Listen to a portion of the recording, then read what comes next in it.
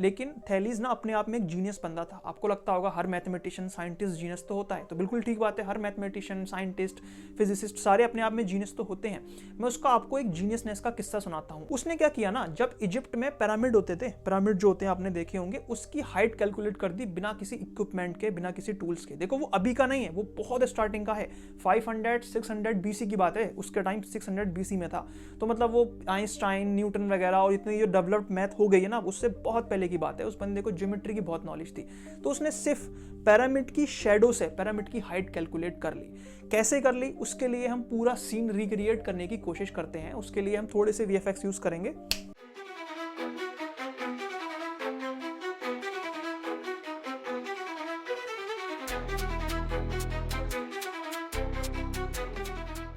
Okay, तो मान लो आप इजिप्ट के अभी रेगिस्तान में और वहाँ पे कोई एक पिरामिड है, ठीक है। अब उसने क्या किया, उसको एक चीज़ तो पता थी कि अगर दो सिमिलर ट्राइंगल हैं तो उनके करस्पॉन्ड साइड का रेशियो सेम होने वाला है। सिर्फ इस चीज़ का यूज़ करके उसने पिरामिड की हाइट कैलकुलेट कर ली, क्योंकि पिरामिड छोटे मोटे तो होते नहीं थे, बहुत ज़्यादा ऊंचे होते थे।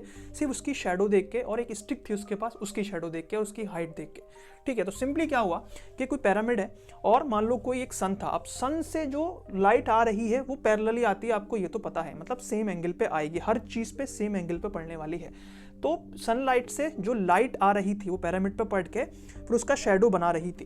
तो एक चीज देखो, ये एक पिरामिड था, ठीक है। तो इसको एज अ तुम लाइन मान लो, एक सीधी सी लाइन है और इसका एक शेडो बन रहा है नीचे, तो उस शेडो को भी एक लाइन मान लो। और सनलाइट से जो रेज आ रही थी, जो इसके टॉप पे पड़ के शेडो बना रही थी, उसको तुम हाइपोटेनियस समझ लो एक ट्राइंगल की। तो ये तो एक ट्राइंगल बना जिसमें हमें ये तो मालूम है कि ये 90 डिग्री का है, क्योंकि ये जमीन से बना हुआ है तो राइट एंगल होगा ही होगा। हमें ये भी नहीं मालूम और ये भी नहीं मालूम, लेकिन एक चीज पता है कि अगर मैं यहाँ पे कहीं स्टिक खड़ी करूँ, ठीक है, यहाँ पे स्टिक खड़ी करी, तो मान लो ये भी एक ट्राइंगल बनाएगा इस तरीके से कि इसकी भी एक अपनी हाइट है, और जब सनलाइट से जो लाइट आ रही है वो इसकी भी शेडो बना रही है, तो ये शेडो है। और जो लाइट आ रही है वो पैरेलल आ रही है। पैरेलल बार बार क्यों बोल रहा हूं, जो पिरामिड पे लाइन पड़ी होगी, जितने एंगल पे ये एंगल बनाया होगा उसने, उतना ही स्टिक पे ये वाला एंगल बनाया होगा, यानी ये वाला एंगल इस वाले एंगल के बराबर है। तो इसने ये एक ट्राइंगल बना दिया। क्या ये दोनों ट्राइंगल सिमिलर हैं? ऑफ कोर्स, बिल्कुल, ये देखने में लग रहा है सिमिलर है। क्यों सिमिलर के लिए हमने क्या देखा है अभी, कि करस्पॉन्ड एंगल अगर इक्वल होंगे हमारा काम हो जाएगा। देखो, एक तो 90 डिग्री का है, इस स्टिक का भी 90 डिग्री का है, ठीक है, एक एंगल तो हो गया। अब बचे हुए दोनों कितने होंगे, दोनों 90 के होंगे इस वाले एंगल के, ठीक है। इस वाले ट्राइंगल के दोनों एंगल 90 के होने वाले हैं। ये क्यों, क्योंकि पूरा ट्राइंगल 180 डिग्री का होता है। अगर एक 90 का है तो बचे हुए दोनों 90 के होंगे। अब जो एंगल ये है, एग्जैक्टली सेम एंगल ये होगा। क्यों, क्योंकि पैरेलल लाइन सनलाइट से आ रही है। इसका मीनिंग ये हो गया, ये वाला इसके बराबर हो गया, ये वाला इसके बराबर हो गया। तो क्या ये वाला भी इसके बराबर होगा?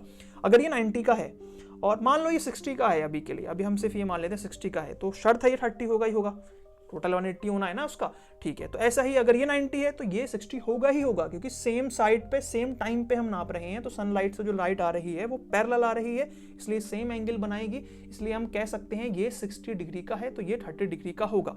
दोनों के दोनों सिमिलर ट्राइंगल हो गए। अगर दोनों सिमिलर ट्राइंगल हैं, इनके करस्पॉन्ड पार्ट इक्वल होने वाले हैं, तो देखो हमें ये वाली लाइन, अगर ये वाली लाइन जो है किस चीज के करस्पॉन्ड होगी, इस स्टिक के हाइट के करस्पॉन्ड होगी।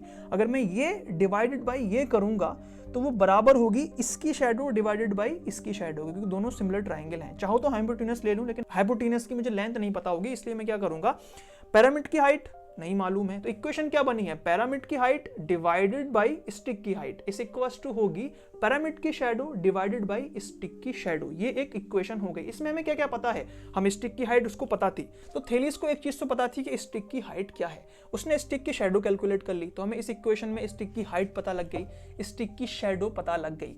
पिरामिड की हाइट तो नहीं पता थी, बहुत बड़ी थी, लेकिन पिरामिड की उसने शेडो पता लगा ली कैलकुलेट करके, ठीक है, या फिर मीजर करके। अब उसने 3 के 3 वेरिएबल पता लगा लिए, सो बचा सिर्फ एक वेरिएबल। एक वेरिएबल अगर निकालना है, सारे कांस्टेंट एक साइड में ले जाओ, काटापीटी करके आप आंसर ले आओगे। तो इस तरीके से उस बंदे ने उस टाइम पे, जब मैथमेटिक्स इतनी डेवलप्ड भी नहीं हुई थी, उसने पिरामिड की हाइट कैलकुलेट कर ली सिर्फ उसकी शेडो देख के और एक स्टिक को रख के और उसकी शेडो देख के, क्योंकि उसको ज्योमेट्री की बहुत नॉलेज थी। और ऐसा नहीं है ये कॉन्सेप्ट किसी और का था और उसने यूज किया है कि सिमिलर ट्राइंगल के करस्पॉन्ड पार्ट इक्वल होते हैं वगैरह वगैरह। उस बंदे ने खुद ये चीज क्रिएट की थी उसने, और फिर उसका यूज केस भी बता दिया कि किस तरीके से हो सकता है। तो यही था पूरे की पूरे वीडियो में। अब मिलते हैं आपसे नेक्स्ट वीडियो में, तब तक के लिए बाय, टेक केयर।